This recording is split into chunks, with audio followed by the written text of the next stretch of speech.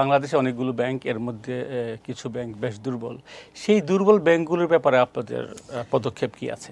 আমাদের লক্ষ্য হচ্ছে দুর্বল ব্যাংককে সবল করা এবং দুর্বল ব্যাংকের গ্রাহকরা যাতে তাদের সব অর্থ ফেরত পায় সেই ব্যবস্থা করা। আমরা সেই ব্যাপারে অলরেডি লিকুইডিটি সাপোর্ট দিয়েছি ২৭,০০০ কোটি টাকা। কিছু ব্যাংক এখন তাদের সাহায্যের দরকার হবে না, তারা বের হয়ে গেছে, গ্র্যাজুয়েটেড। কিছু ব্যাংকের দরকার হবে, আমরা হয়তো সেই ক্ষেত্রে তাদেরকে একীভূত করব তাদেরকে। কিন্তু যেটাই আমরা করি না কেন, আমরা একটা আইনও তৈরি করেছি কিভাবে এগুলোকে হ্যান্ডেল করতে হবে, আন্তর্জাতিক মান সম্পন্নভাবে করব। কোনো গ্রাহকের কোনো অর্থ আটকে থাকবে না এবং ব্যাংক যেটাই পুনর্গঠিত হবে সেটা একটা শক্তিশালী ব্যাংক হিসেবে পুনর্গঠিত হবে। সরকার থেকে সেখানে হাজার হাজার কোটি টাকা দেওয়া হবে এবং সেটার ভিত্তিতেই ওই ব্যাংকগুলো পরিচালিত হবে। বোর্ডগুলো আমরাই পরিচালনা করব, কারণ ওই ব্যাংকগুলো কিন্তু সরকারের মালিকানায় আসবে। আমরা আবার তাদেরকে ওই ব্যাংকগুলোকে পরে সরকারি মালিকানা থেকে বিদেশি বা দেশি বিনিয়োগকারীদের হাতে ছেড়ে দেব ধাপে ধাপে। তো এগুলো গুড গভর্নেন্স এনশিওর করতে হবে।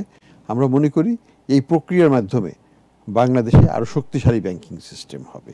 আমাদের দুটো ব্যাংকের কথা ধরুন, ইবিএল, এটা তো ধ্বংসবশেষ থেকেই হয়েছে।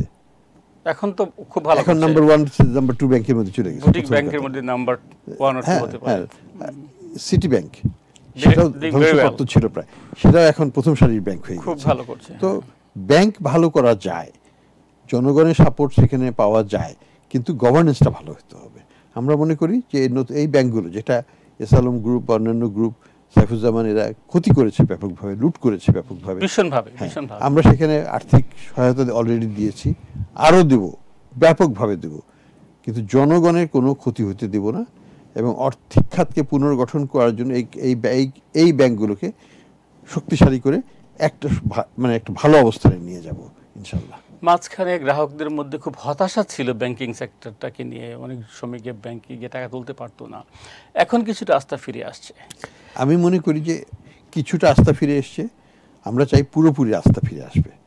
আমরা এমনভাবে করব যে শুধু আস্থা না, তারা এক্সাইটেড হবে যে তারা এটার পুনর্গঠনে একটা ভূমিকা রাখতে পেরেছে। আমি তাদের উদ্দেশ্যে বলবো, আপনাদের টাকা আপনারা যেখানে আছে সেখানেই রাখুন, একটু ধৈর্য ধরবেন, আরও ভালো অবস্থায় যাবে ব্যাংক এবং পরিপূর্ণভাবে হয়ে যাবে। আপনারা তখন সেখান থেকে আপনাদের পুরো টাকা এবং সুদ সহ, আসল সহ আপনারা যখন ইচ্ছা নিতে পারবেন, কিন্তু উঠানোর কোনো দরকার নেই।